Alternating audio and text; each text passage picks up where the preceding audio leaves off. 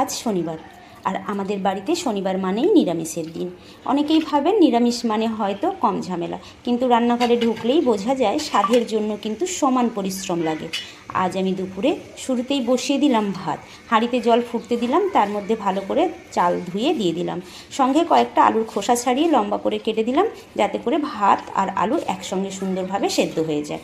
এবার ভাত হয়ে গেলে ভাতের মাড় ঝাড়িয়ে হাঁড়ির থেকে আলু বের করে নুন, সর্ষের তেল, শুকনো লঙ্কায় মাখিয়ে নিলাম। গরম গরম ভাতের সঙ্গে খেতে কিন্তু অসাধারণ লাগে। এবার কুমড়ো ভাজার জন্য আমি কয়েক টুকরো কুমড়ো কেটে নুন হলুদ মাখিয়ে প্যানের মধ্যে ভাজতে দিয়ে দিলাম। ভাজা হয়ে গেলে কুমড়োটাকে তুলে নিলাম। এবার আমি ঝিঙে কেটে নিয়েছি, ঝিঙে কেটে ধুয়ে নুন হলুদ মাখিয়ে প্যানের মধ্যে সর্ষের তেলে ঝিঙে ভেজে তুলে নিয়েছি। এর মাঝে আমি পটল ভাজাও করেছি, কিন্তু ভিডিও তুলতে স্কিপ করে গেছি।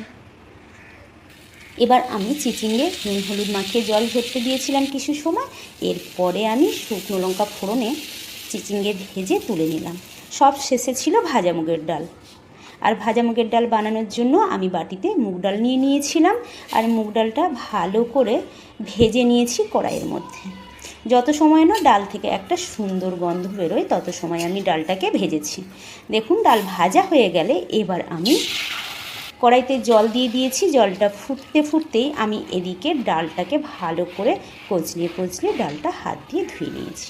এবার ফুটন্ত জলের মধ্যে ডাল দিয়ে দিয়েছি, যত সময় না ডাল সেদ্ধ হয়। ডাল সেদ্ধ হয়ে গেলেই এবার আমি খুন্তি দিয়ে ভালো করে নাড়িয়ে চাড়িয়ে ডালটাকে আমি ভালো করে ঘেঁটে নিয়েছি, যাতে করে ডালটা ভেঙে ছিঁড়ে যায়, একটু ঘেঁটে যায়। এবার জল দিয়ে স্বাদ মতো নুন, পরিমাণ মতো হলুদের গুঁড়ো দিয়ে আরও একটু নাড়িয়ে চাড়িয়ে ফুটে উঠলেই নামিয়ে দেবো। এবার কড়াইয়ের মধ্যে সর্ষের তেল, ফোড়নের জন্য তেজপাতা, শুকনো লঙ্কা, সাদা গোটা জিরে আর আদা দিয়ে ভালো করে ভাজা হয়ে আসলে এবার ডালটাকে দিয়ে ফুটিয়ে নেব। ফুটানোর সময় কয়েক দানা চিনি আর হাফ চামচ ঘি দিয়ে ডালটা নামিয়ে নেব।